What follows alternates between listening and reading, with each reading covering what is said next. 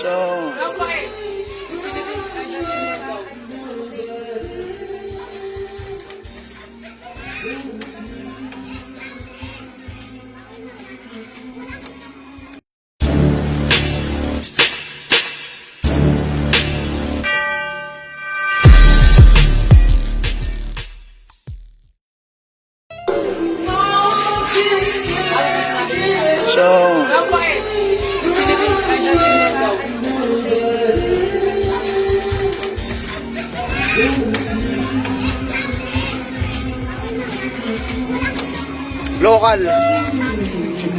local RKS. Magkano kaya ito? Pagkano yung price mo? Kasi, continuous nyo.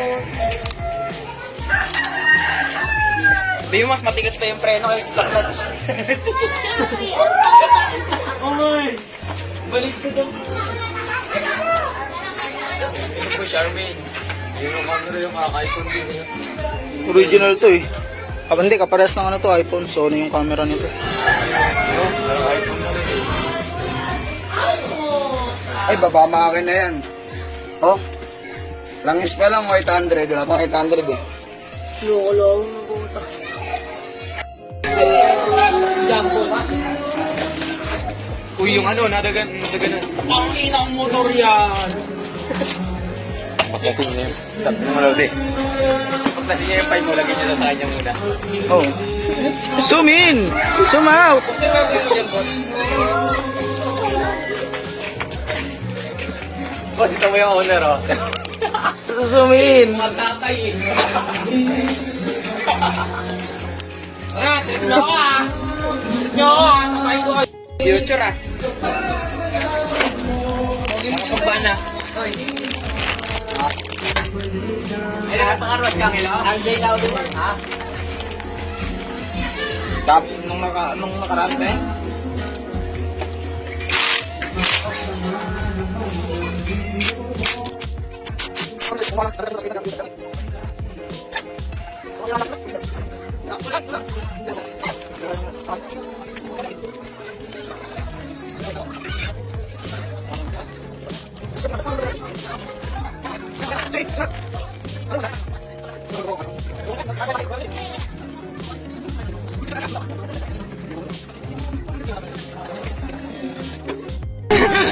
So yun guys, no, Hindi na video. Hindi, mabigyan niya sa akin. Ewan ko yun. siya, nakikick na siya.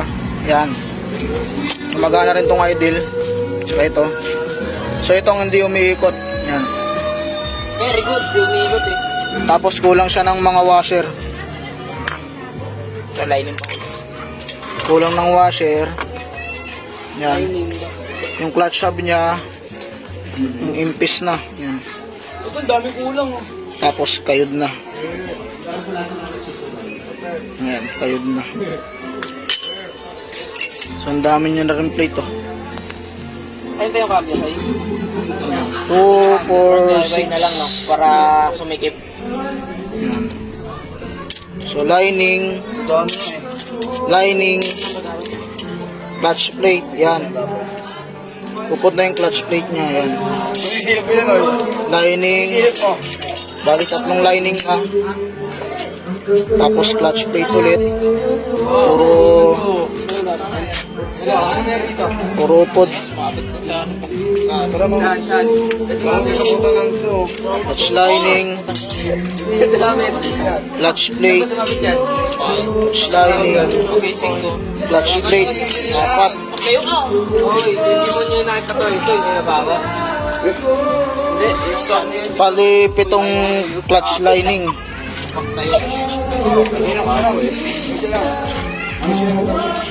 Hop! Tapos apat na plate. Ikot mo yung click. Kaso upod na to, wala na. Kapalitan to. Tsaka ito. Yan. Impis na oh. Medyo dami-dami nga ayusin dito. Tapos titignan pa natin to. Kasi baka mamaya tumukod yung kanyang piston. Ano? So tabayanan nyo na lang hanggang mamaya. Puta, hindi naka-record ah.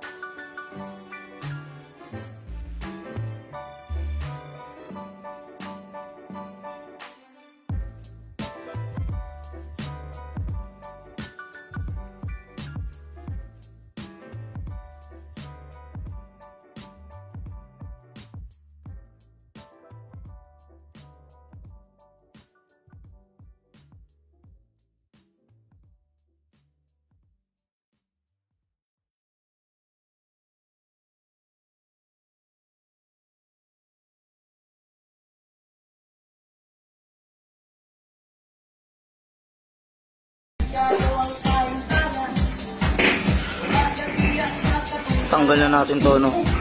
Ayan, natanggal na natin. So, try natin ikutin yung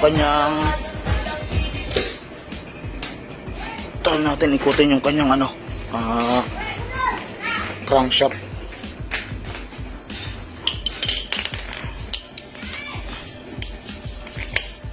Ito natin ito ikutin. Ito mapapaikot na. Yun, mapaikot na natin. Kaso matigas, medyo matigas pa rin.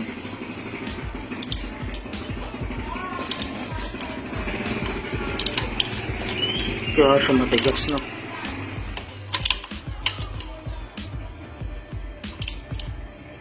Tigas. So, huwag na natin ikutin lalo. Baka masira. Chinek lang natin kung maikot natin siya. So, naikot na natin. So, try naman natin buksan yung kanyang magneto side.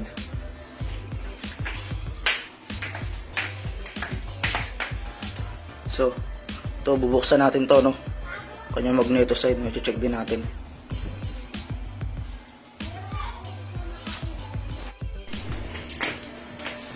So yun guys, so nabuksan ko na yung kanyang magneto side. So may napansin ako rito, no? Pansinin nyo itong nasa loob ng magneto. Umagalaw. Dapat hindi yan gumagalaw. So inikot ko na rin siya. Kaso matigas pa rin, no? So, bubuksan na natin itong kanyang taas.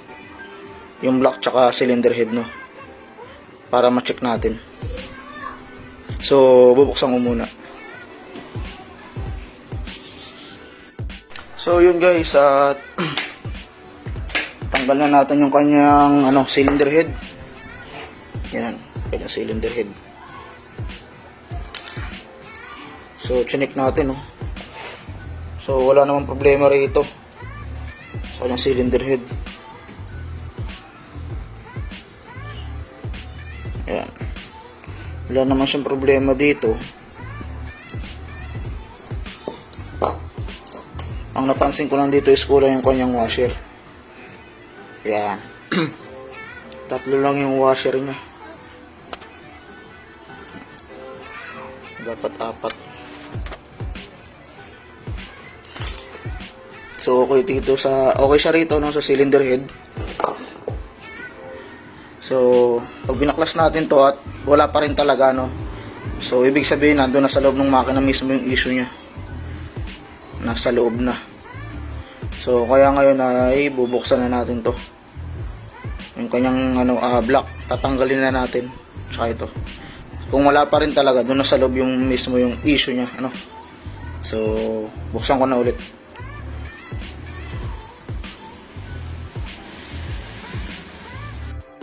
So yun guys, at nabuksan na natin yung kanyang magneto side. Ayan, no? So pagbukas natin ito yung bumungad sa atin. So putol yung 3 tornilyo nya. Ayan, naputol. Ayan. So hindi lang yan ang issue nya guys, meron pang isa, itong kanyang connecting rod. Hindi na siya maikot. Sobrang tigas niya na. Ginagalaw ko.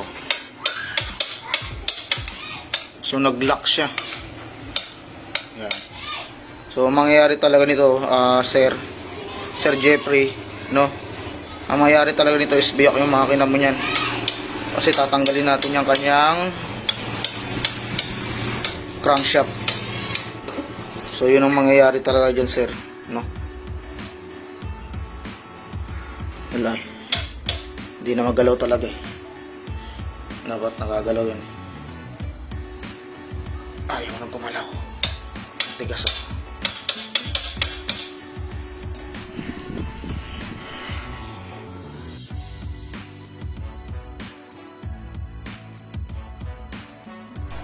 Yun, no? So guys, bibiyakin na natin yung kanyang makina, no? Yan. Kasi papaayos na ni sir. Yan. So, biyakin ko muna yung makina niya. Tapos, tatanggalin ko yung kanyang crankshaft. Yan.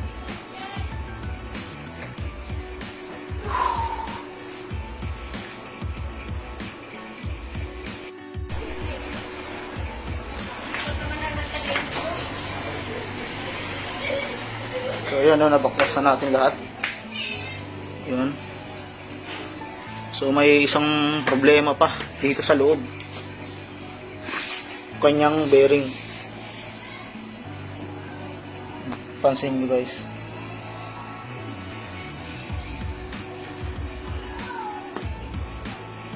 May ano na siya, kanal.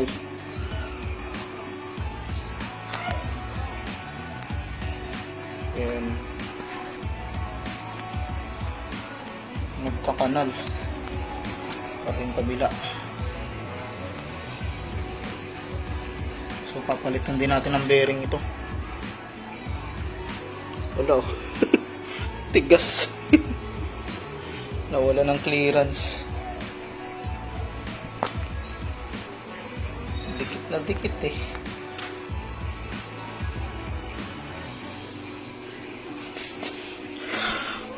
So ang itim din ang kanyang loob oh.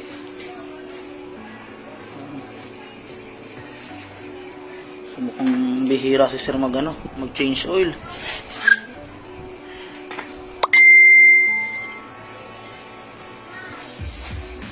So dadalhin na natin to sa machine shop. Grabe yung tigas ah.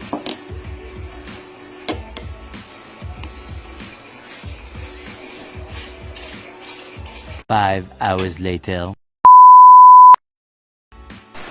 So yun, nakapagpa-press na tayo ng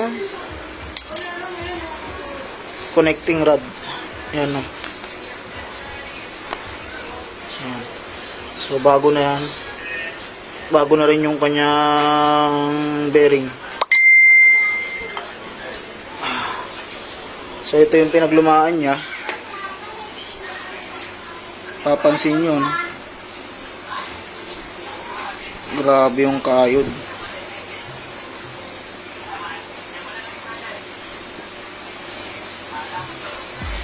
Grabe yung kayod niya.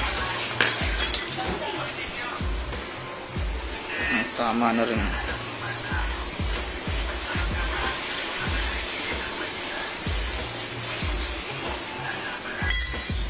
Ito yung lumang bearing. May ukab na rin to rito. Tsaka may alog konti. Ito mas malala. Ayan, kitang kita. So maglilinis muna ako ng mga parts nito. So pagtapos ko linisan, tsaka natin bubuhin to, no? So tapos na tayo maglinis. So kinabit ko na yung sigunyal niya. So isang lang may kung kayo mag-overhauling, meron diyang timing mark, yan dapat naka-timing mark din dito sa sigunyal. Balancer kasi niya yan.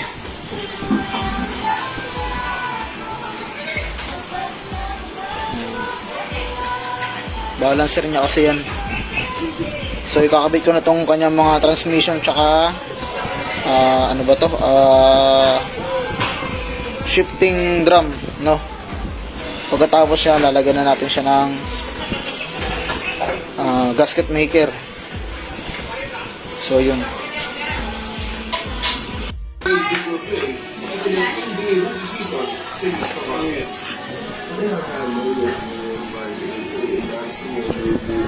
So naikabit na natin yung transmission, yung kanyang shifting drum at yung kanyang segunyal, sama yung bearing. So patuyuin muna natin to, no? Yung gasket maker, maker, no? Tsaka bago tayo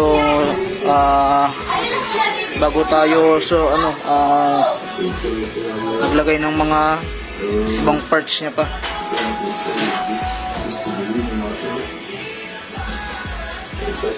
Okay na siya.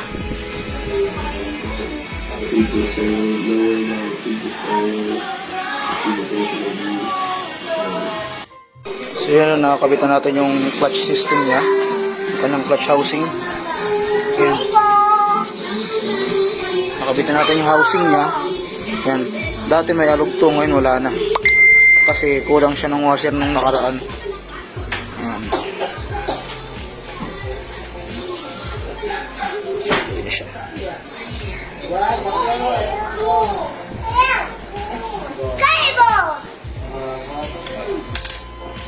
Ayos na siya. So, sa sunod naman yung ano, yung iba. So, bukas na lang yung iba, ano.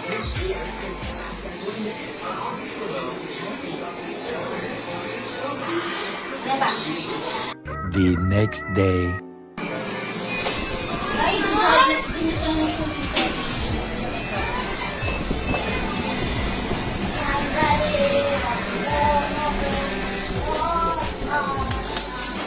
Be, doon sa sabi, shooting. Be, doon siya nag-shooting sa...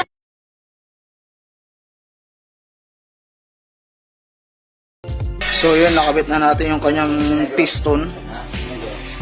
Yan, piston tsaka piston ring. Tapos ano natin is yung block tsaka yung kanyang cylinder head. Bali, ito, lilinisin ko pa. Tapos,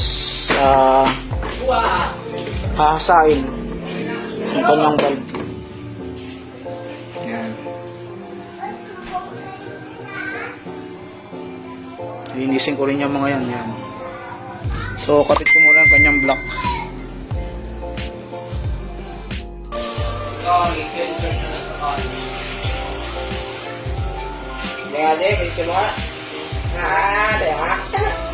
Yan, magpapangabot na sila sa loob. Na pag nilagyan mo ng tensioner. Tensioner.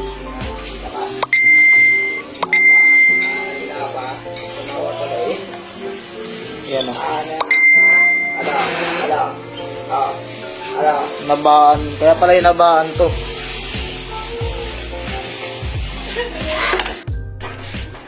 So ayun no, nakakabit na natin yung kanyang block, tsaka cylinder head, tsaka naka-timing na rin yan. So ngayon naman, install na natin tong kanyang cylinder cap. So may tama rin yung ano nyo, rocker arm. Ayan. So install na natin to. Tapos next dito, yung sa clutch side naman, kapag nakakabit na siya rito sa chassis. Ayan. Papalitin natin siya ng ano, ng oil seal sa kick tsaka sa oil sight glass. Ayan. Yung ano kain eh. Pikachu yun, yung Pikachu. So natapos na natin yung kanyang sa taas no, yung block tsaka head. Tsaka dito sa kanyang magneto side. So doon naman tayo sa kabila, sa clutch side niya. Yan. Pero ikakabit na natin yan pag nakakabit na siya rito sa chassis. So yun na lang, nagpalit tayo ng Bendix.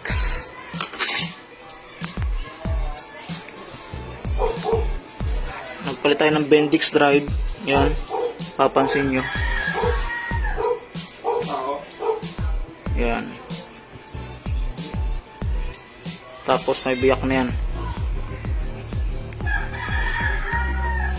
Saan ba yung biyak niyan dito? May makikita kayong biyak dyan. Ito yan. Hindi lang siya halata sa video. Yan. Biyak. So wala na yan. Papalitan na talaga yan. So napalitan na yan. Tapos dun sa magneto niya na ano, mismo magneto, may na lost thread doon, yung isang tornilyuhan. Tapos pinalitan din natin to ng tensioner, binalik sa stock kasi ito dinugtungan na. So kaya dinugtungan to dahil mahaba na yung timing chain nya. Yan. So sabay ang pinalitan. So yan yung napalitan natin dun sa ano, sa side na yun. Ayan. So, ang next naman, sa clutch side. So, kakabit muna namin ito sa ano, sa makina. Sa chassis. Yan.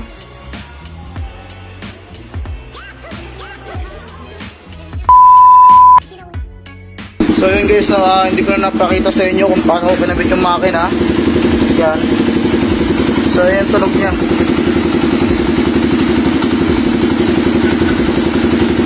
Yan. So buo na tong motor.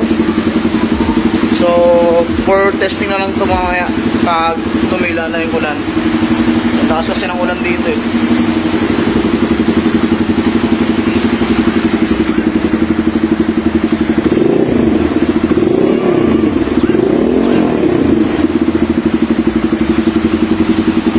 So yun guys, no, at maraming salamat ulit sa mga nanood ng video na to. At I hope may matutunan kayo dito. So tuloy lang tayo sa paggawa ng mga gantong motor. Kasi sayang naman kung ibenta natin ng mura, no. So ayan na siya guys. So sana matuwa yung owner nitong motor na to. So maraming salamat sa inyo guys at God bless. Thank you.